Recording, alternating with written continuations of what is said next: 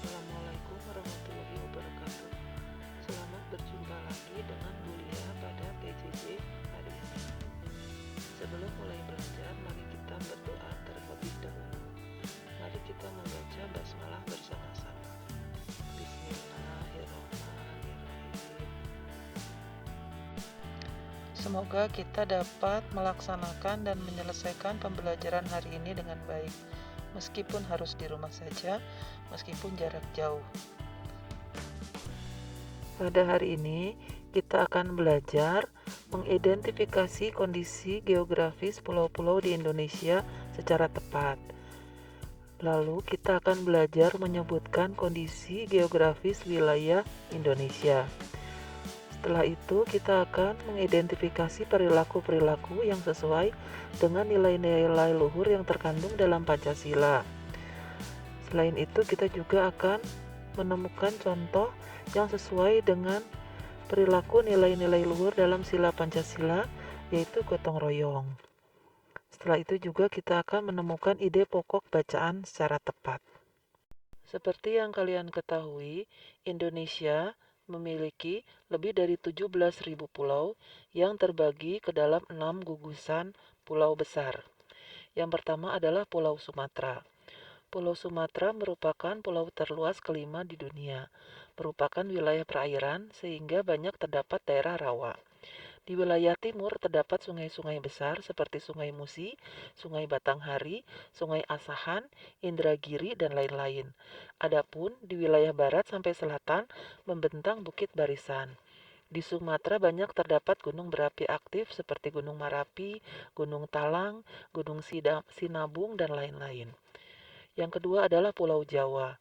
Pulau Jawa, tempat kita tinggal, merupakan wilayah terluas kelima di Indonesia dan merupakan pulau terbesar ke-13 di dunia.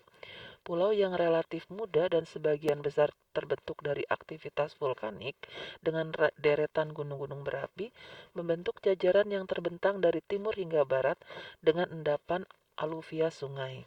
Oleh karena itu, sebagian besar tanah di Pulau Jawa adalah tanah yang subur. Kondisi yang ketiga adalah Pulau Kalimantan. Kondisi geografis Pulau Kalimantan didominasi oleh hutan hujan tropis yang kaya akan pohon berkayu besar. Di Kalimantan bagian selatan terdiri atas dataran rendah, pantai, rawa, perbukitan, dan pegunungan. Di bagian tengah terdapat pegunungan Maratus yang membujur dari utara hingga selatan. Di bagian timur terdapat daerah perbukitan yang ditumbuhi oleh hutan primer, hutan sekunder, semak belukar, dan padang ilalang. Di bagian barat, dataran rendah yang terdiri atas rawa monoton, rawa banjir, rawa pasang surut, dan daerah aluvial. Pada daerah ini ditumbuhi hutan bakau, hutan rawa, dan lahan dengan berbagai jenis rawa. Yang keempat adalah Pulau Sulawesi. Pulau Sulawesi, kondisi geografisnya merupakan daerah yang terjal dan berbukit-bukit, sehingga memungkinkan untuk memiliki sungai-sungai yang terjal dan pendek karena terbatasi oleh bukit-bukit tersebut.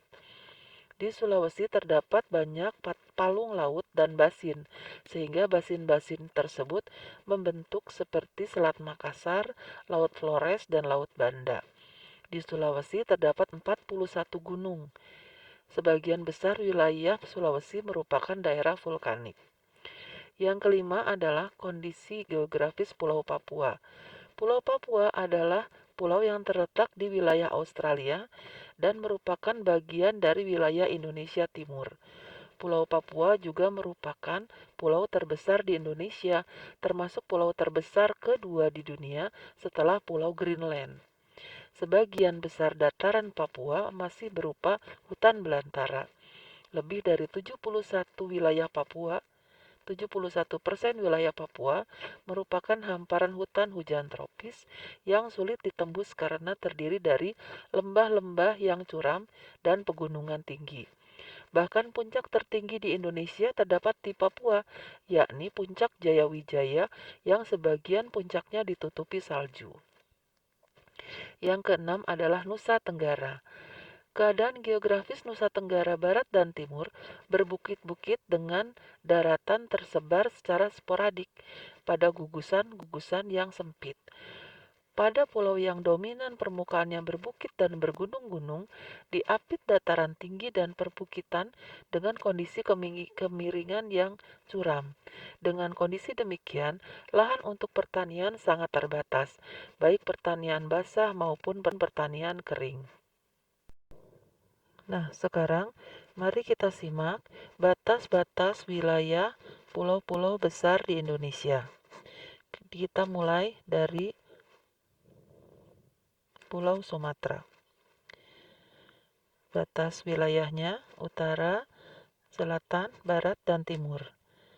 Pulau Jawa, batas wilayahnya utara, timur, barat, dan selatan.